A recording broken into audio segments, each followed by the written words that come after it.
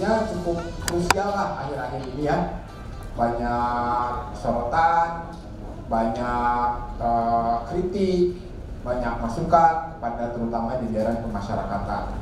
Terutama kasus yang terakhir Pak ya, di Sukamiskin ini nggak berhenti-berhenti. Jadi kalau menurut saya sih itu, kalau saya ukurannya itu kayak arisan aja sih sebetulnya ya. Kayak arisan ya, siapapun akan dapat kebagian gitu, tinggal kapannya itu yang kita tidak tahu. Kemarin KPK hari ini beberapa hari lalu dengan Ombudsman.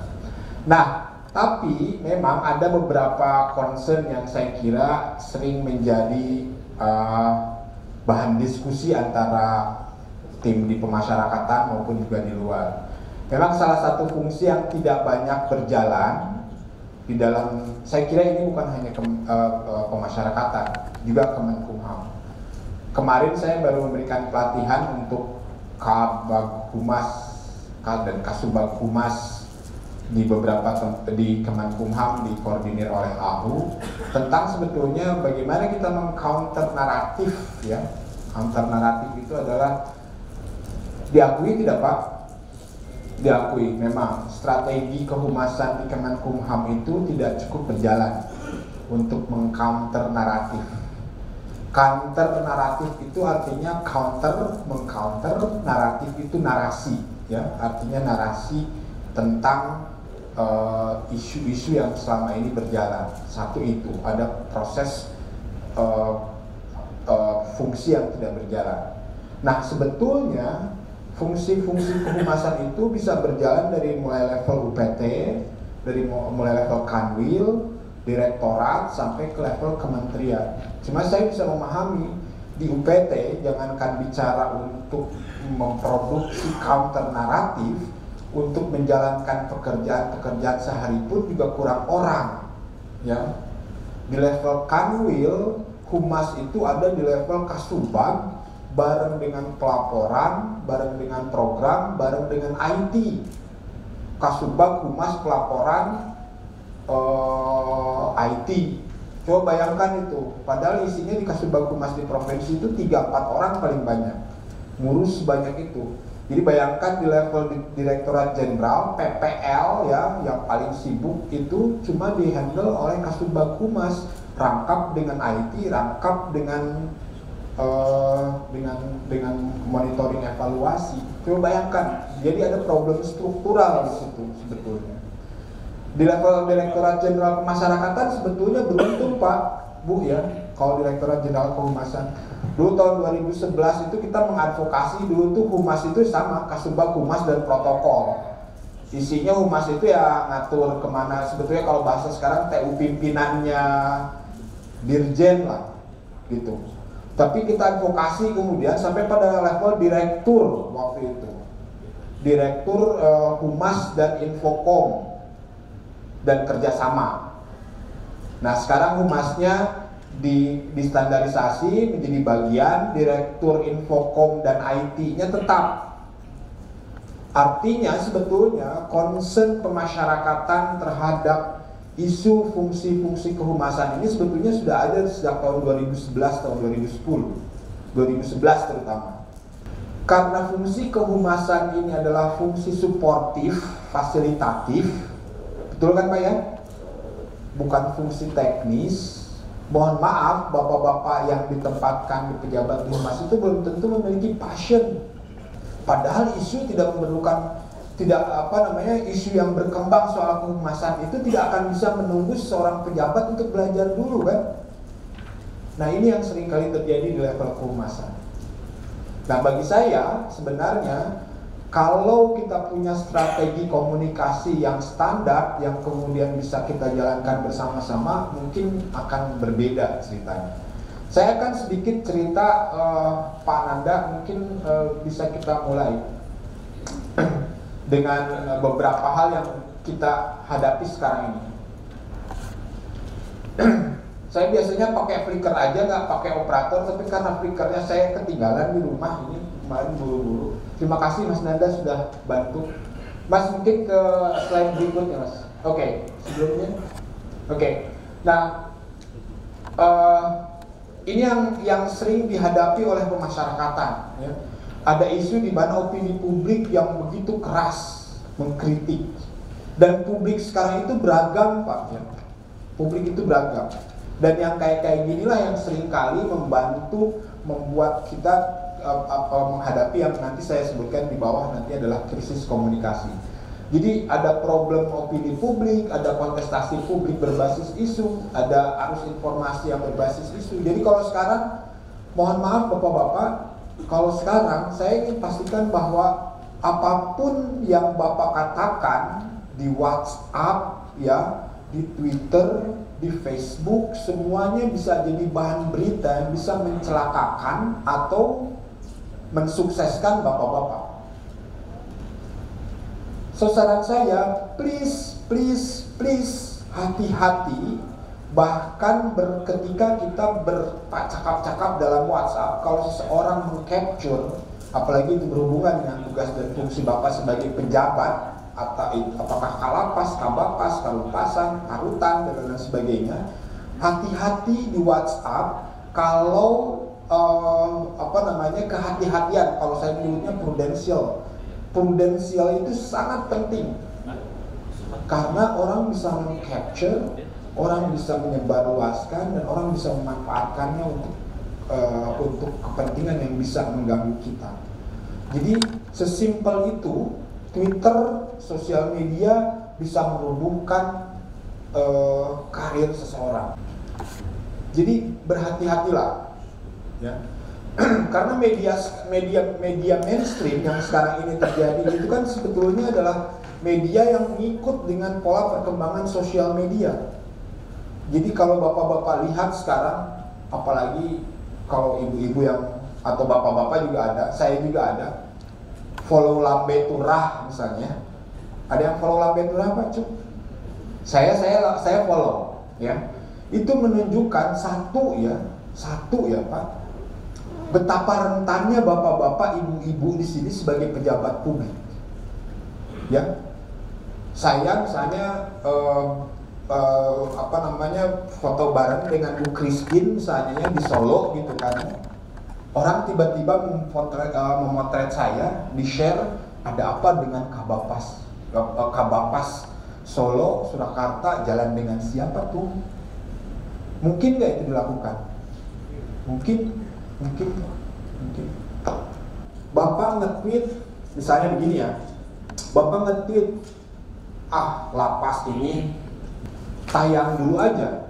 Tinggal nanti dikabarkan di bawahnya itu biasanya ditulis ketika yang bersangkutan dikonfirmasi handphonenya mati. Nah itu dia. Gimana kita mau membela diri? Gimana kita mau bisa memberikan hak jawab? Nggak ada di zaman sekarang. Jadi Bapak-bapak, ibu-ibu, please berhati-hatilah dengan sosial media, karena kita ini dikelilingi oleh problem-problem sosial, politik, budaya yang dinamis dan terus-menerus. Dan inilah hal yang menjadi faktor di mana fungsi kehumasan menjadi sangat penting. Dan saya tuh kadang-kadang sayang ya kalau kementerian tidak menginvestasikan banyak sumber dayanya untuk fungsi kehumasan.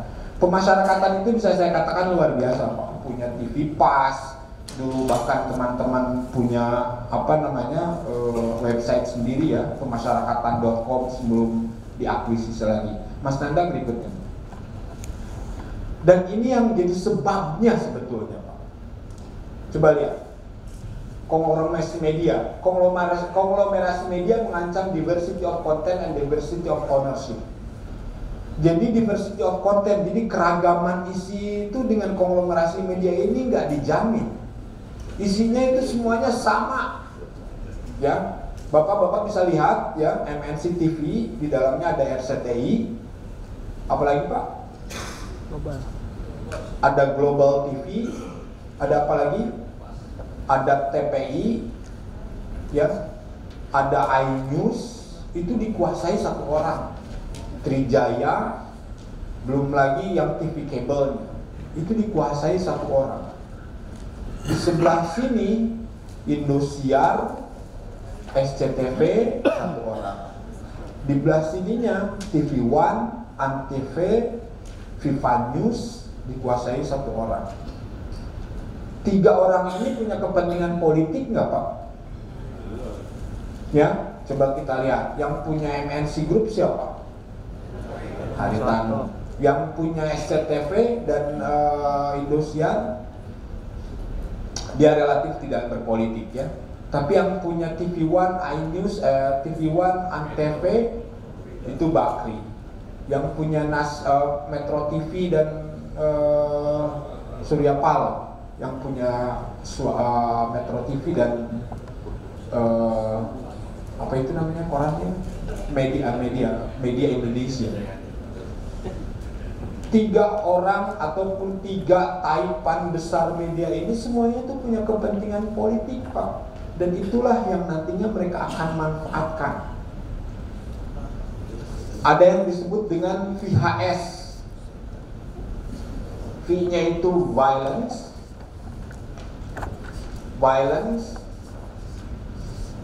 H-nya itu horror, S-nya itu pasti udah bisa nebak dong.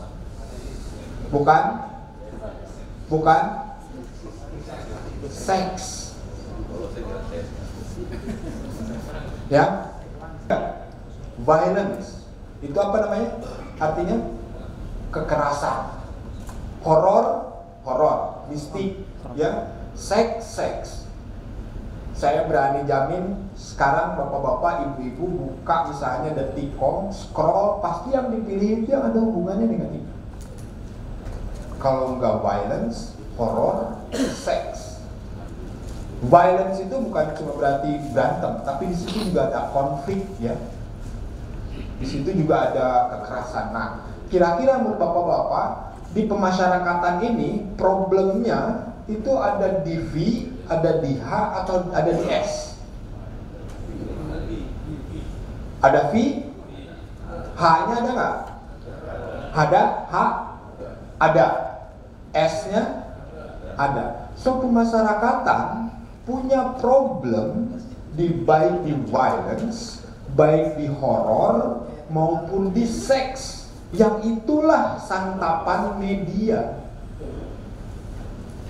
Media itu senang, suka, dan dia tahu bahwa kalau memberitakan yang berhubungan dengan ini, itu akan banyak pembaca, banyak pemirsa, banyak clicker, dan lain sebagainya. Kalau memberitakan ini, kalau program-programnya berhubungan dengan ini.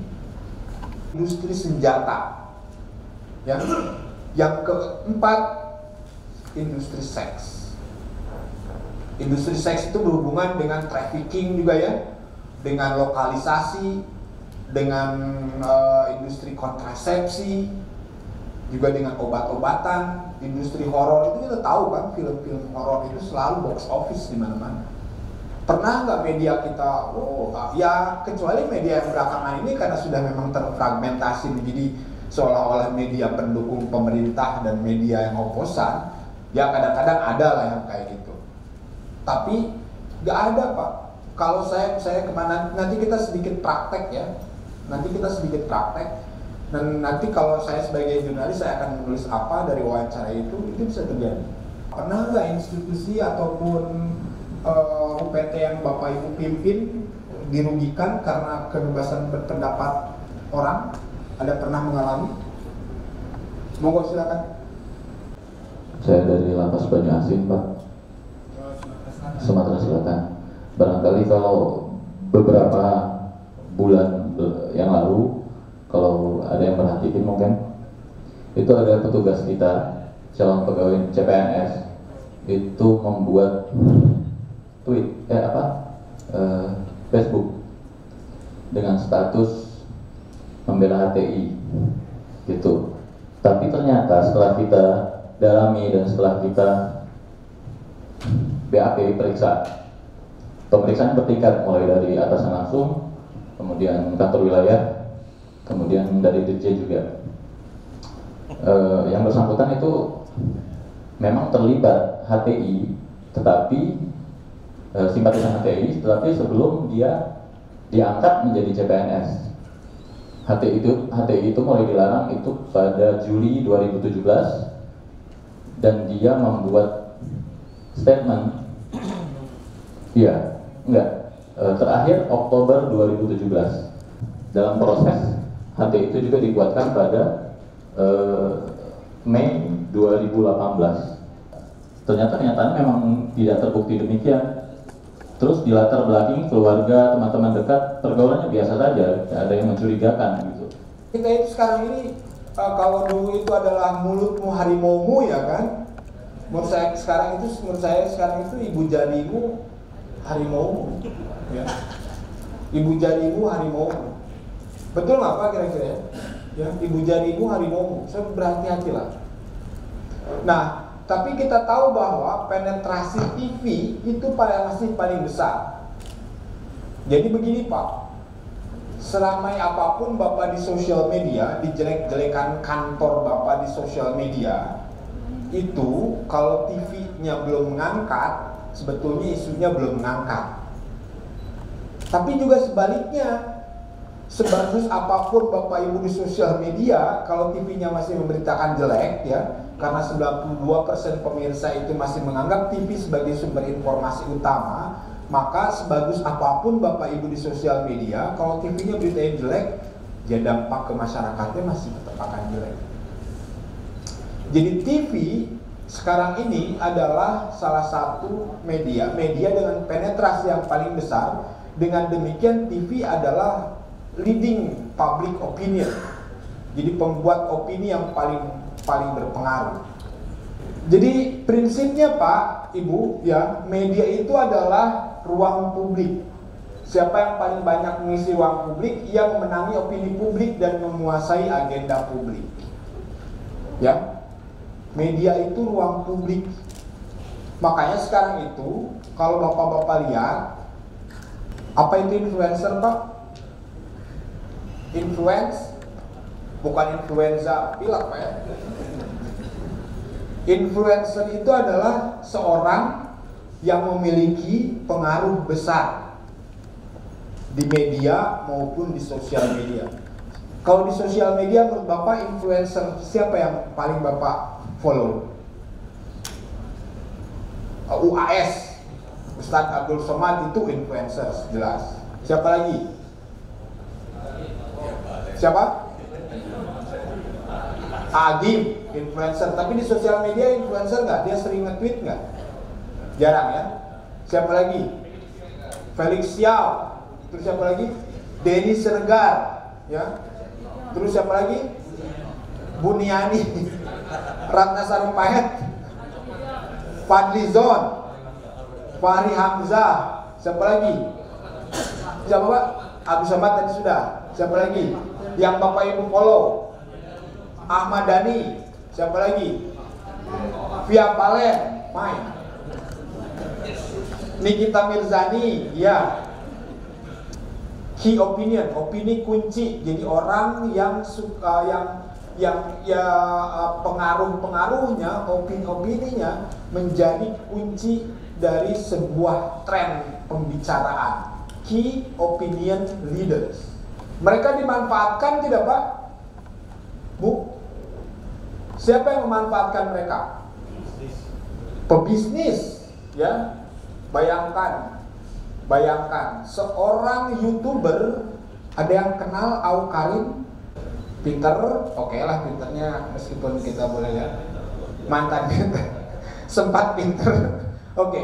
Au Karim ini siapa coba Pak? Yang nggak ada kecuali yang perempuan, seksi,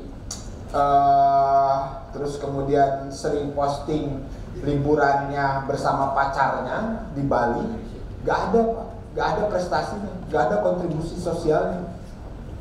Tapi kalau dia nge-tweet, ya, membahas sebuah produk, karena Twitter, YouTube-nya itu di follow 20-an juta sekian, hampir 30 juta.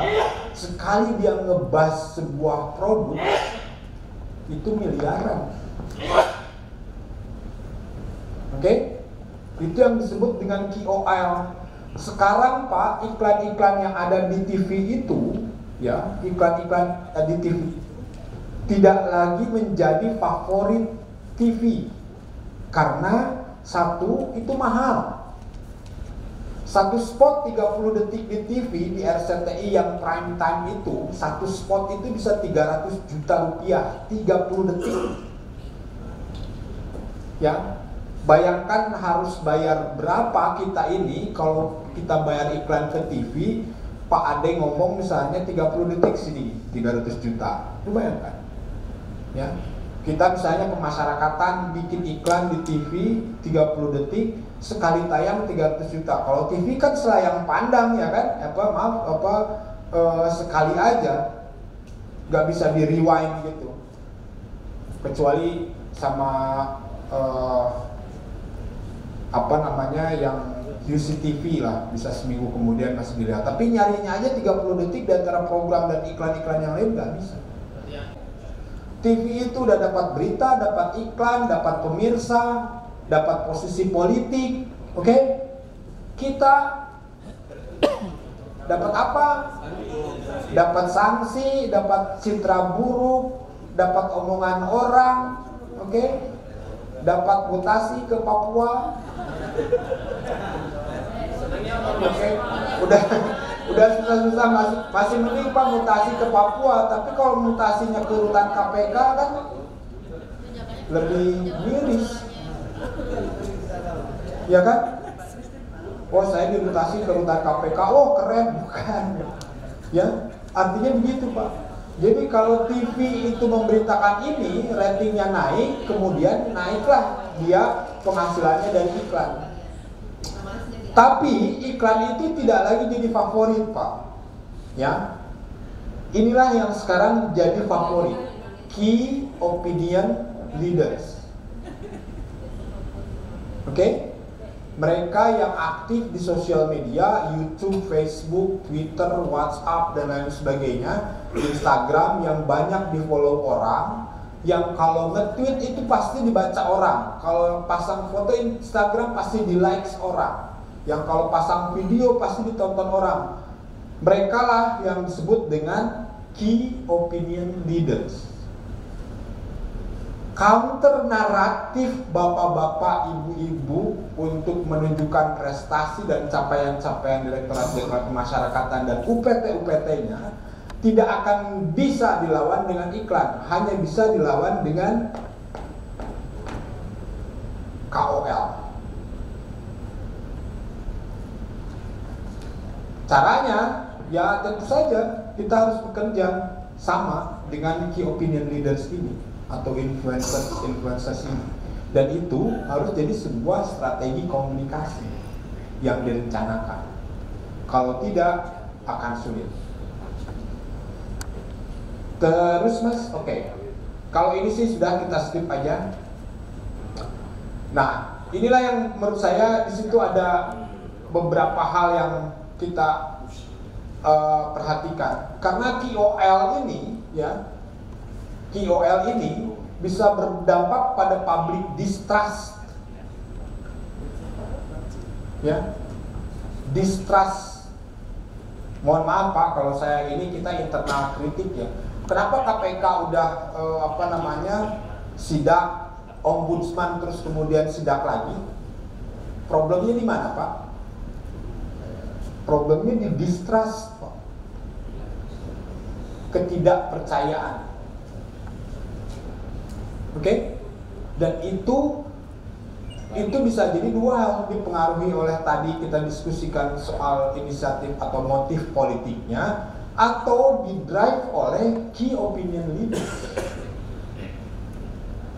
Yang kemarin baru KPK kok baru datang, sekarang ngapain juga ombudsman datang lagi? Problemnya karena distrust,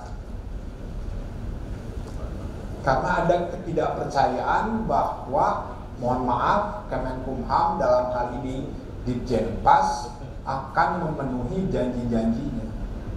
Kalau saya yang sudah bergaul dengan bapak-bapak, ibu-ibu di kemasyarakatan, tahu betul problemnya yang ada terutama di Sukamiskin.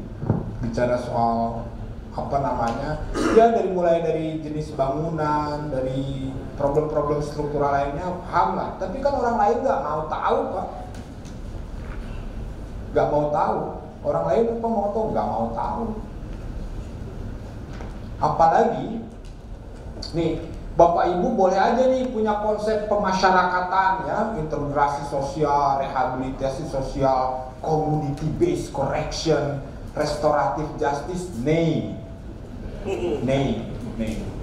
Pabrik kita tuh tetap punitif.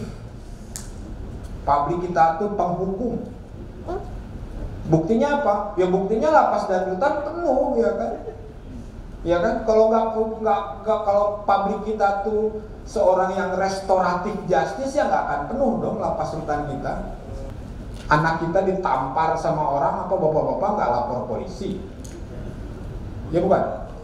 Ya itu kan punitif, ya kan? Karena masyarakat kita tuh pendendam. Jadi bagi saya, bapak-bapak, ibu-ibu, selama masyarakat budaya hukum masyarakat kita punitif, ya mohon maaf lah bapak-bapak akan selalu repot. Di tengah-tengah lingkungan tetangga, saudara-saudara kita, dan mereka mengetahui bagaimana kerja kita ini, kadang-kadang kita bertemu mereka ini nggak bisa berdiri tegak gitu Bapak. Kita ini kadang-kadang tertunduk, malu gitu. Saya terus terang belum bisa ketika memang ada yang menanyakan itu gimana tuh kejadian itu. Masalahnya kejadian itu kadang-kadang sering berulang-ulang gitu Bapak. Seperti yang tadi disampaikan bahwa kesannya seperti arisan gitu. Suatu saat sekarang ada permasalahan, mungkin besok di mana, kementerian mana, tapi bisa lagi mungkin suatu saat kembali lagi ke pemasyarakatan lagi gitu loh. Namun itu tentunya tidak sangat kita harapkan. Kaitannya dengan distrust tadi yang Bapak sampaikan, justru kita ingin bertanya gitu kepada Bapak, mungkin bagaimana membangun trustnya itu gitu. Enggak, kalau Ibu Jari itu nggak melibatkan emosi, tapi kalau diajak omong itu enggak. Jadi Pak Prasetyo nggak perlu khawatir soal itu. Nah, bagaimana untuk membangun trust? Sebetulnya kan cuma ada dua hal, ya kan? Kalau saya bilang kalau membangun trust itu faktornya cuma ada dua. Faktor kedua itu adalah komunikasi.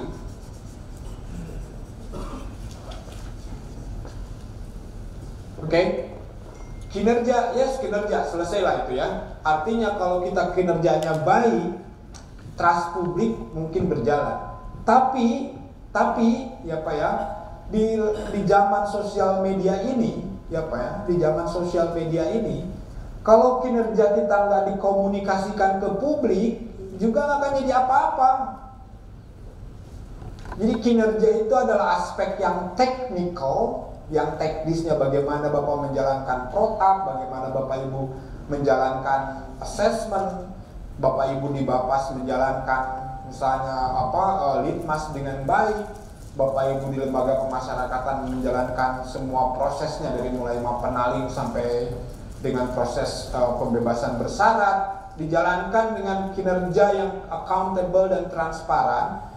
Kalau itu bisa dijalankan, public trust terjadi. Dan sebetulnya masyarakat sudah investasi banyak tuh, misalnya bikin sistem database pemasyarakatan misalnya, supaya kinerja Bapak Ibu terbantu, bikin remisi online dan lain sebagainya, supaya warga binaan pemasyarakatan dan keluarganya bisa turut mengontrol sehingga remisi itu berkeadilan, accountable, ya.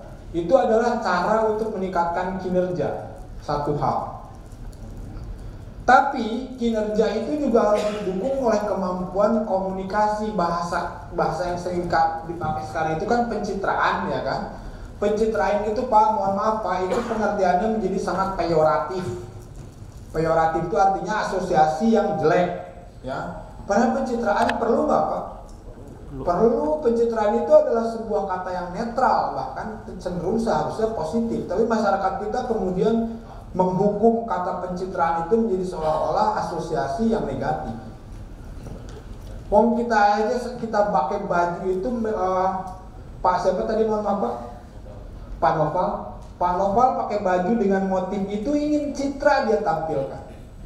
Bahwa itu batik dari Sumatera Selatan, bukan Pak. Batik Jawa. Oke. Salah saya. Teori saya gagal langsung. Oke, tapi bahwa kita ingin mencitrakan diri itu kan pasti jelas kan apa ya. Dan itu adalah sesuatu yang memang cara kita untuk membangun trust itu tadi, gitu. Lo kalau dalam bahasa Jawa itu mitayani. Saya jadi pejabat eselon 2. Kalau pakaian saya nggak mitayani, nggak akan ada yang percaya orang. Ya kan? Kayak gitu. Jadi citra itu sebetulnya dalam konteks Jawa itu adalah proses pembentukan kemitayaan gitu. Mitayani supaya ya orang itu pantas gitu. Di Jenpas punya kinerja yang baik itu PT-UPT-nya didukung oleh SDM-SDM yang kemudian meningkat kemampuannya, ditunjang oleh komunikasi, ya pantas aja kalau kemudian dia punya trust. Kinerja kita nggak baik, didukung dengan pencitraan atau komunikasi kita yang nggak terlalu berjalan, ya dihabisi terus-terusan. Terima kasih. Assalamualaikum warahmatullahi wabarakatuh. Saya dari Pangkal Pinang, Pak. Iya, Pangkal. Belum pernah, Pak? Oh, saya pikir belum pernah Pangkal Pinang. Iya, siap, Pak. Saya melihat ini penjabaran dari Bapak tadi. Sebenarnya dari kami itu siap nggak siap, harus siap, Pak, menghadapi ini semua. Karena pengelompokan tadi, Pak, jadi timbul-timbul. Ini kalapas narkotika, ini kalapas teroris, ini kalapas ini. Jadi akhirnya timbulnya, wah kalau narkotika itu pasti. Nah itu Pak, yang benar-benar seperti itulah. Yang kursinya itu paling luas, kursi hakimnya paling lega, AC, CCTV. Jadi diperlakukan secara istimewa memang. Ya karena seperti tadi yang saya katakan, masyarakat kita itu masyarakat selain punitif juga diskriminatif. Jadi kalau kita bilang siap yang siap ya tidak siap, tapi memang bukan kontribusi kesalahan bapak-bapak juga sebetulnya. Artinya ini sebetulnya ya problem kita bersama juga, Pak ya. Ya bapak-bapak ya ketiban sialnya aja, mohon maaf, Pak ya. Kalau saya kan nggak mungkin sial karena saya nggak akan pernah jadi kalapas atau KUPT, nggak akan. Berarti, nah bagaimana itu supaya kita nggak ketiban sial? Menurut saya ini Pak, ya kinerja dan mengkomunikasikan itu. Mau nggak mau Pak, sekarang ini memang komunikasi sosial media itu sekarang mau nggak mau Bapak gaptek, Bapak boleh mengeluh gaptek, Bapak boleh mengeluh aku nggak suka pamer, enggak Pak, memang harus pamer sekarang ini. Meskipun hadis Nabi misalnya mengatakan innamal akhwafu min akhwafu itu asyirkul asgoru riya'u katanya. Yang paling aku takutkan, semua yang aku takutkan itu syirik kecil yang bernama riya. Ria itu suka pamer, tapi zaman sekarang itu kalau nggak pamer dianggap hoax. Kita nggak pergi umroh, nggak selfie di belakang Ka'bah, lu bohong lu, umrohnya ke Pangkal Pinang kali, ya kan? Kalau kita haji terus bawa oleh-oleh air zam-zam gitu kan, nggak difoto gitu kan di Mina atau di Sofa, di Safa atau di Marwah, lu beli oleh-olehnya di Tanah Abang. Men, come on, sekarang itu terjadi, ya. Jangan-jangan nanti orang mau sholat pun juga ambil foto dulu. Ria itu menjadi sesuatu yang memang ya itu sesuatu jadi kebutuhan, betul, ya. Dan ya kita habis lari gitu kan, saya tukang lari Pak, saya tuh lari 10 kilo misalnya, foto, share ke teman-teman, sebetulnya ya ria gitu. Sosial media memang tempat kita untuk ria itu aja, memang kita untuk pamer. Cuma pamernya ukurannya satu, norak apa enggak, ya kan? Norak itu kalau ya beli mobil baru di belakang mobil gitu kan, masih ada ya orang yang foto di belakang setir. Buat saya sih itu udah levelnya norak gitu kan ya. Orang lain di belakang ini kok kendali jet pribadi gitu kan, private jet, ini masih di belakang setir. Itu norak. Dan yang kedua itu tadi melanggar code of conduct atau enggak, itu aja. Ya, riaknya kita terima aja Pak. Sosial media ini adalah sesuatu di mana gitu kan. Ar-riya'u kalau bahasa Arabnya pamer itu sesuatu sebagai sesuatu yang harus kita terima. Ya, dulu kita menganggap itu kok aku nggak elok ya gitu kan. nggak apa namanya, tapi ya sekarang mau nggak mau, karena itu tadi tuntutan komunikasi. Bapak-bapak kalau nggak ria di sosial media dari pekerjaan di KUPT bapak-bapak, nanti ditegur sama direktur-direkturnya ya kan. Kita ria, oke lah, nggak apa-apa. Kita dosa nggak? Nggak. Asal itu dibarengi dengan niat bahwa kita punya kewajiban untuk memenuhi akses publik terhadap informasi, ya kan? Begitu kan? Ya. Nawaitunya gitu aja Pak. Ini nawaitunya nggak perlu amaliyahnya sih ria ya. Tapi nawaitunya ada di keinginan kita untuk menunjukkan kewajiban kita bahwa hey publik, pajak lu kita pakai buat kegiatan ini. Gitu ya. Ini keuangan yang diamanatkan negara kepada saya dipergunakan untuk kegiatan ini yang insya Allah akan membantu kami bekerja lebih baik. Dengan demikian masyarakat akan lebih aman. Kalau kita nggak baik tuh napi-napi pada kabur, you mau gitu. Sering kali Pak di kita itu ngenes Pak, saya ngeliat Cina itu menghabiskan 40% anggarannya untuk pendidikan dan riset. Mereka dalam 5-10 tahun ke depan mungkin akan bisa mengalahkan Silicon Valley, saya jamin. Karena pemerintahnya memang banyak mengalokasikan uang yang mereka sekarang sedang banyak ini karena pertumbuhan ekonominya yang luar biasa untuk pendidikan dan riset. Apa yang terjadi dengan Kemenkumham? Balitbang Kumham itu tempat buangan. Balitbang itu di seluruh Indonesia itu tempat buangan. Artinya orang yang nggak kompeten di unit teknis, unit utama teknis biasanya sama lu, gitu. Dan itu terjadi di hampir semua kementerian. Mohon maaf saya katakan, Balitbang Kumham deal di Mahkamah Agung itu isinya memang pegawai-pegawai yang punya problem. Kalau nggak ada peristiwa itu ya santai. Paling belakangan imigrasi sibuk dengan WNA misalnya kan, warga negara asing illegal. Kalau nggak ada itu aman, tapi pemasyarakatan itu sehari-hari pasti ada gitu. Saya yakin kalau di kolek itu problem pemasyarakatan berapa sekarang UPT 600-an kurang lebih 600 UPT itu kalau setiap hari pasti ada aja. Saya yakin. Fungsi komunikasi yang reguler itu apa? Misalnya press release, ya, press release. Atau pengelolaan sosial media, ya, atau kita bikin misalnya coffee morning, ya, dengan wartawan, pertemuan rutin,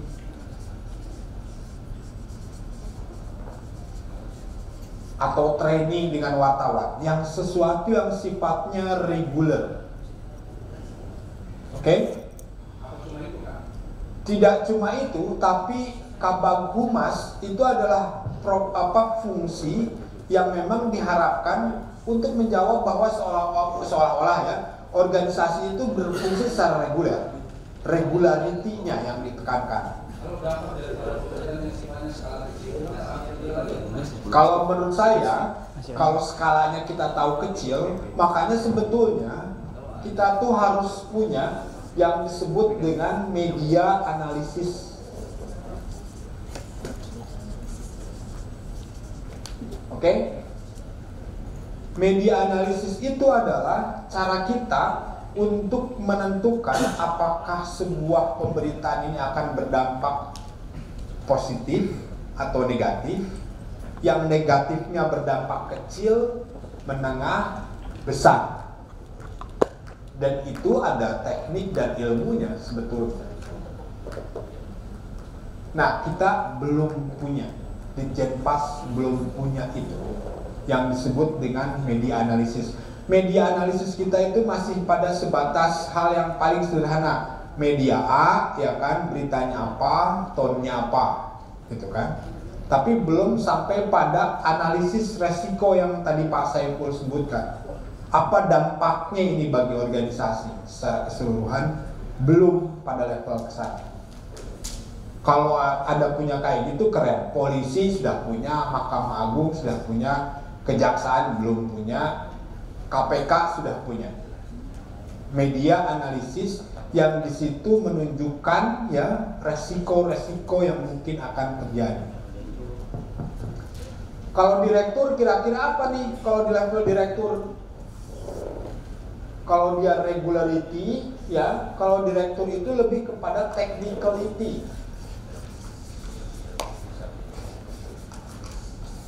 Jadi kebijakan-kebijakan teknis itu kan direktur pasti yang tahu. Teknis misalnya pengelolaan lapas, bapas, lupasan itu direktur harusnya tahu. Bagaimana misalnya kesehatan dan perawatan, Keswat tahu. Technicalities, ya, yang berhubungan dengan pelaksanaan teknis. Kabaghumas mungkin tahu, kalau dia mantan Kalapas, KUPT, dia tahu lah sedikit gitu kan. Tapi yang tahu pada level kebijakan teknil, saya menyebutnya technical policy, kebijakan teknis ya, bukan teknikalnya aja, tapi kebijakan teknis itu pada level direktur. Nah pada level dirjen itu sudah pada level strategi. Oke? Jadi hal-hal yang strategis. Kalau ini pada level urgensi, kalau ini pada level critical.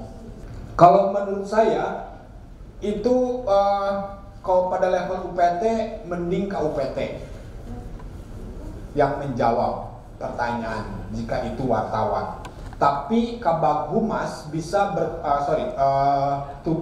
saya nggak tahu apa kasih atau apa di level UPT, belum ada ya, tapi staff ya, cuma tusinya adalah kehumasan.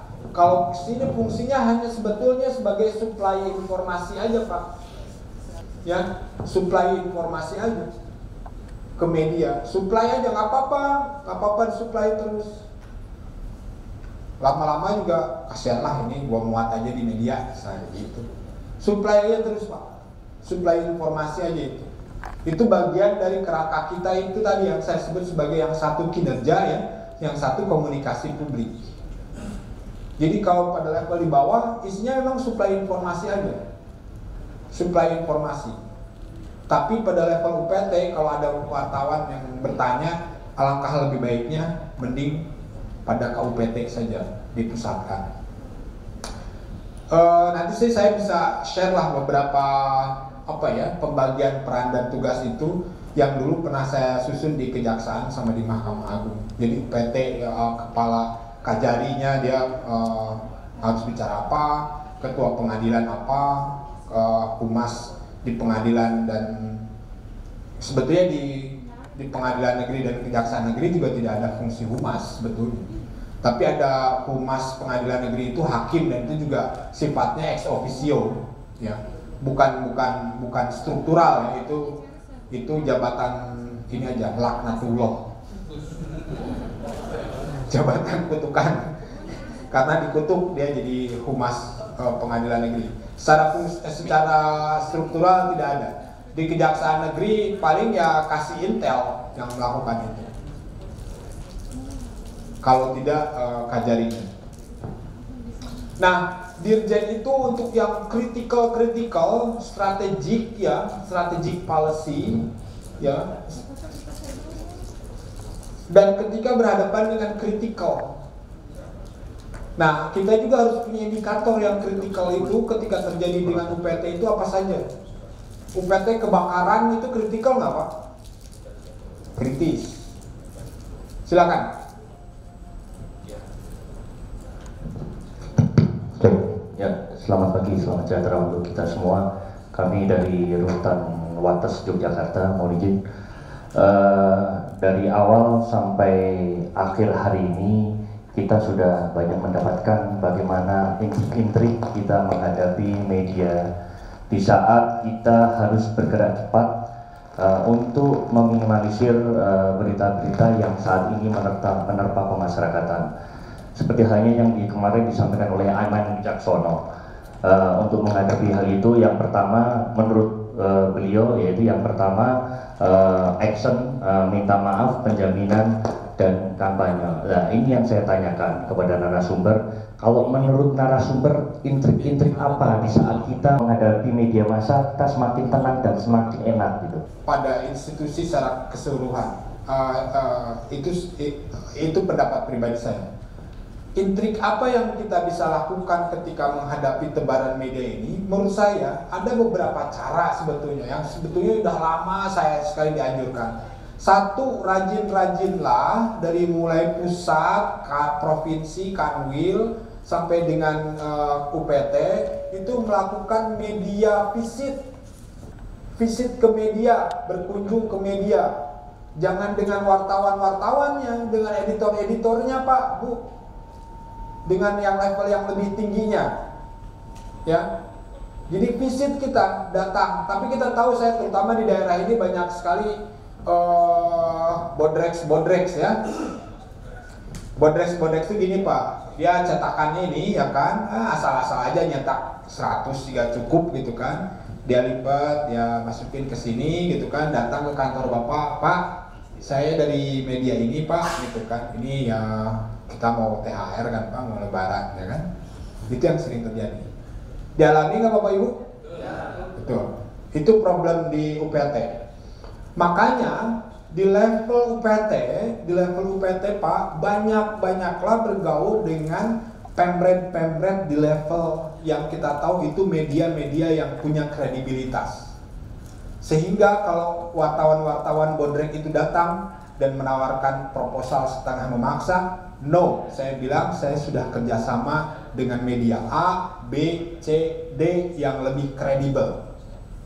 Oke? Kalau mereka memaksa, ya sudah itu urusannya memaksa, itu memeras.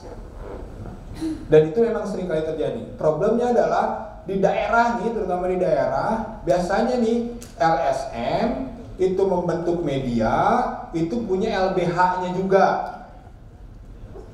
Orang yang bekerja di situ bisa jadi LSM untuk dapat proyek dari pemerintah. Kalau proyek pemerintahnya nggak dikasih, nggak dapat, dia berfungsi sebagai media. Gua laporin saya punya media. Kalau ternyata itu juga masih nggak berhasil, saya tuntut karena saya juga punya LBH. Ya, itu yang terjadi yang harus bapak-bapak awasi ketika di daerah. Tapi di level nasional sebetulnya relatif nggak sekasar itu mainnya. Ya. Di level nasional itu kita masih bisa berkunjung ke pemret media-media yang kredibel. Yang kita tahu tadi media-media memang influencers ya. Media-media yang bisa memberikan pengaruh terhadap pembentukan opini publik. Itu satu.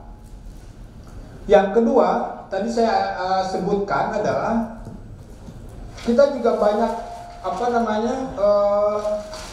berkolaborasi dengan KOL ini, Key Opinion Leaders.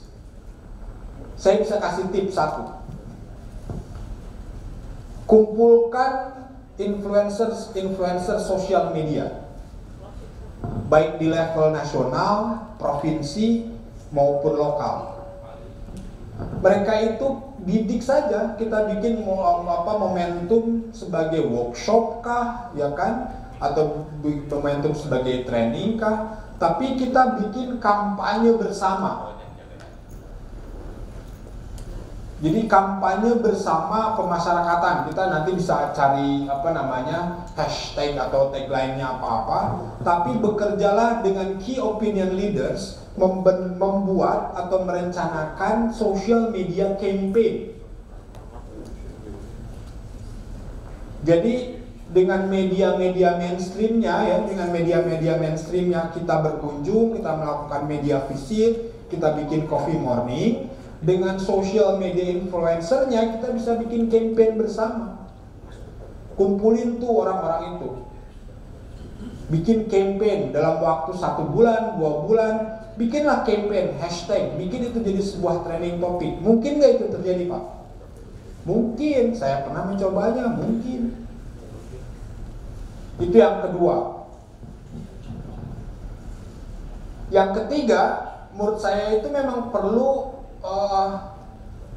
Saya katakan begini Pak, jangan anggap wartawan itu mengerti semua hal, ya. Jangan anggap wartawan itu tahu segala hal, enggak Pak. Apalagi wartawan yang sekarang. Jadi wartawan itu juga perlu diedukasi. Jadi trik yang ketiga, saya sarankan bapak-bapak bikinlah buku panduan, dan sebetulnya ini sudah saya usulkan lama, buku panduan meliput pemasyarakatan.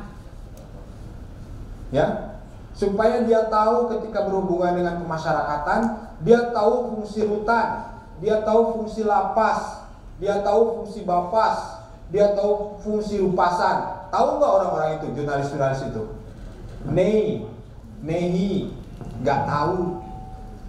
Bedain tahanan sama narapidana aja belum tahu, belum tentu benar. Bedain lapas sama rutan aja belum tentu bisa. Ya, jadi educate them.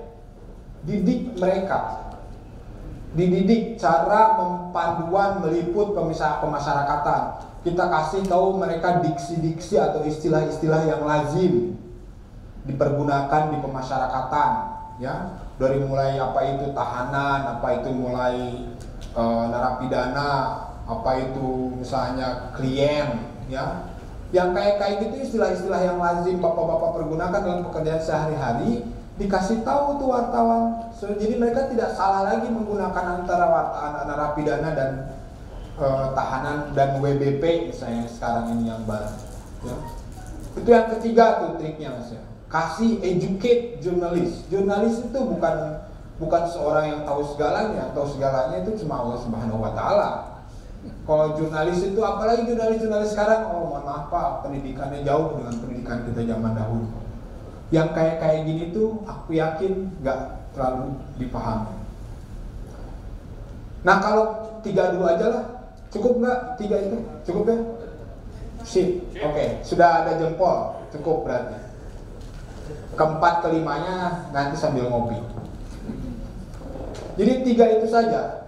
Di level nasional lakukan media briefing ya, media visit dengan pemret rutin, dan itu yang organize itu Kabag Humas, atau sebetulnya itu fungsinya Kabiro Hukumas di Sekjen tuh harusnya tuh kalau level level nasional, pemret nasional, tapi libatkan Kabag Humas dari UPT utama unit utama dari level eselon 1-nya. Jadi ketika dia ada pertanyaan, nah yang kayak gitu kan sebetulnya bisa dilakukan dong, Kabiro Humasnya Pak Ayub kok. Artinya bagian dari pemasyarakatan.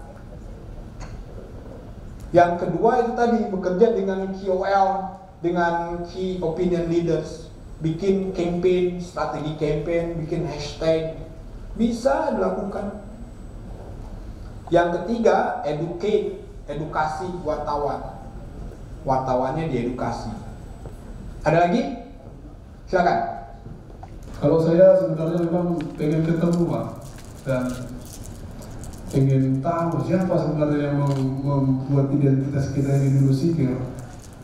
Saya kebetulan orang Batak Pak, jadi saya mengikuti jelas-jelas bagaimana bully dan juga opini yang dibangun terhadap pemasyarakatan sampai saat ini. Dan saya karutan di Legon Dili. Saya sudah melihat kinerja misalnya teman-teman dari instansi penegak hukum lain. Sebenarnya tidak lebih buruk Pak daripada kami. Itu jelas. Mungkin sampai sekarang pun kalau misalnya di Pilpres ada polling itu. Kalau di polling sekarang mungkin masyarakat pun masih lebih memilih pemasyarakatan itu masih lebih di atas tingkat kepercayaan publik. Nah, kenapa saya katakan saya pengen ketemu sama yang memberi identitas sipil itu kepada kita Pak, dan saya adalah salah satu orang yang lebih senang dikatakan sipil daripada petugas lapas. Karena memang sipil ini Pak, dari bahasa Batak, sipil itu artinya orang yang harus kuat, keras. Pil itu artinya keras seperti baja, bahkan lebih keras daripada baja. Si itu adalah orangnya itu. Jadi petugas pemasyarakatan itu harus orang yang keras, kuat terhadap semua terpaan dan juga godaan dan juga semuanya. Jadi kepada para senior, kita tetap semangat menjalani ini semua. Saya kira kita masih tetap yang terbaik di Republik ini daripada instansi yang lain. Terima kasih Pak. Setia Novanto katakanlah ya Pak ya, semua ruangan di lapas Sukamiskin itu mewah luar biasa. Social impact-nya apa? Tidak ada dampak sosialnya, ya. Tapi kalau polisi salah nangkap orang, social impact-nya itu besar. Atau polisi melakukan kekerasan terhadap demonstrasi, social impact-nya itu besar. Polisi tilang suka-suka, nggak pakai ini itu social impact-nya besar. Jadi significance-nya itu sebetulnya lembaga pemasyarakatan ketika performa kita tidak baik pun social implications-nya itu nggak terlalu besar. Beda dengan polisi atau jaksa atau hakim. Hakim itu kalau dia memutus salah, kelirunya luar biasa itu dampaknya. Ya, jadi betul dalam konteks signifikansi, meskipun kita banyak diserang karena problem-problem yang ada di dalam pemasyarakatan, tapi sebetulnya social significance-nya itu tidak terlalu besar. Tapi yang ingin saya katakan, ya, saya menduga kata sipir itu berasal dari kata server. Server itu pelayan. Jadi kalau tadi Pak Pak Sihotan, sipir itu harus memiliki dimensi maskulin, ya, oke? Tapi sebetulnya sipir kalau berasal dari katanya server itu juga harus punya dimensi melayani yang lembut, ya, yang mengayomi, yang melindungi, yang peduli. Jadi dua sifat itu ada. Jadi kalau boleh menggunakan sipir dalam pengertian Batak, ya, boleh juga pengertian sipir dari server dari bahasa Inggris yang artinya melindungi, melayani,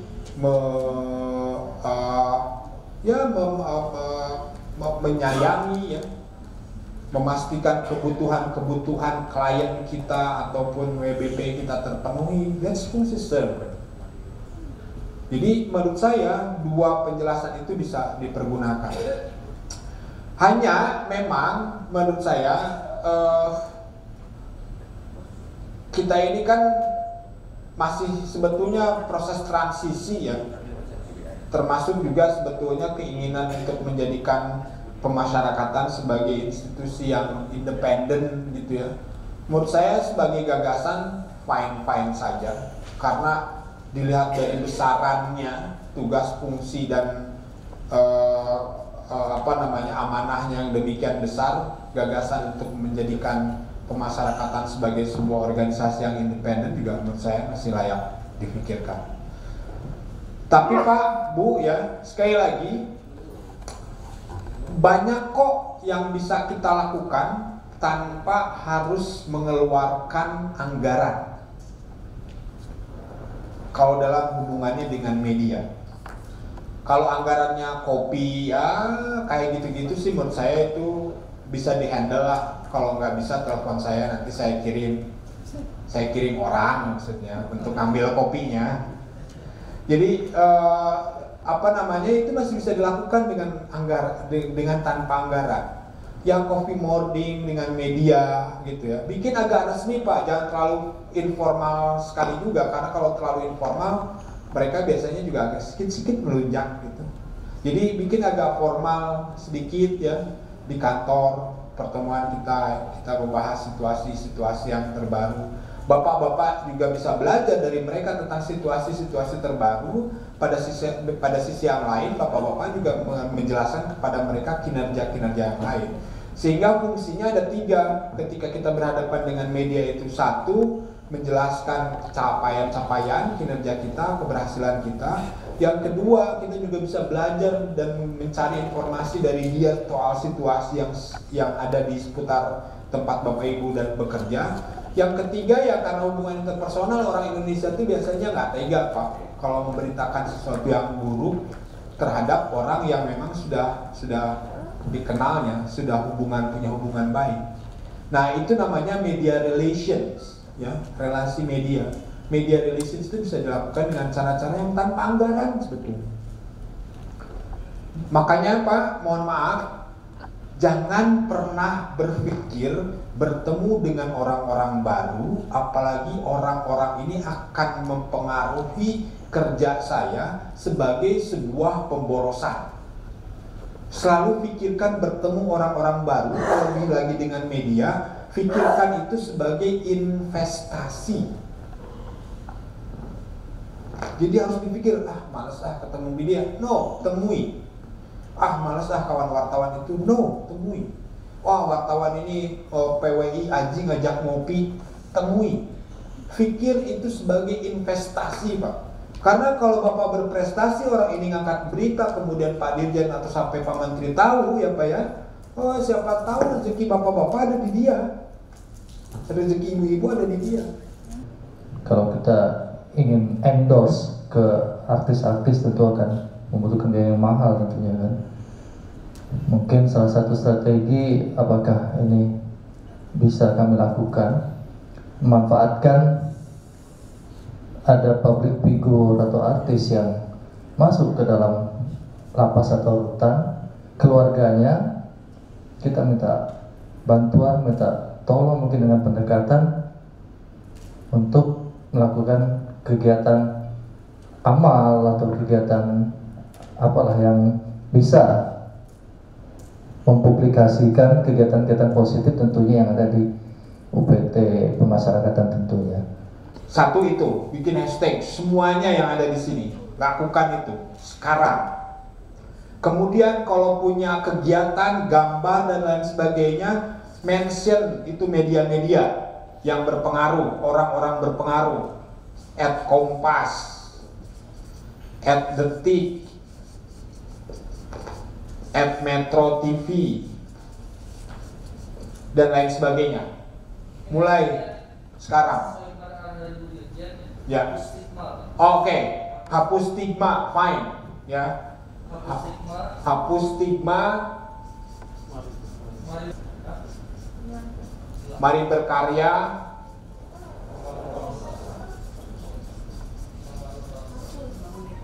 Bangun bangsa. Tapi ini kurang spesifik Pak kalau menurut saya. Terlalu jargonik, terlalu jargon. So let's do it sekarang, ya. Let's do it sekarang. Kalau bapak-bapak punya gambar, punya kegiatan dan lain sebagainya, mention tuh media-media yang kita tahu KOL, mention si Denny Srigar, mention everyone yang kita tahu KOL. Gencarkan 1-2 bulan terus aja mereka. Saya kira pasti akan ada sesuatu yang berubah. Ya. Demikian saya kira kita break. Barika, kalau ada kurang dan lebihnya saya mohon maaf. Wabillahi taufiq wal hidayah. Wassalamualaikum warahmatullahi wabarakatuh.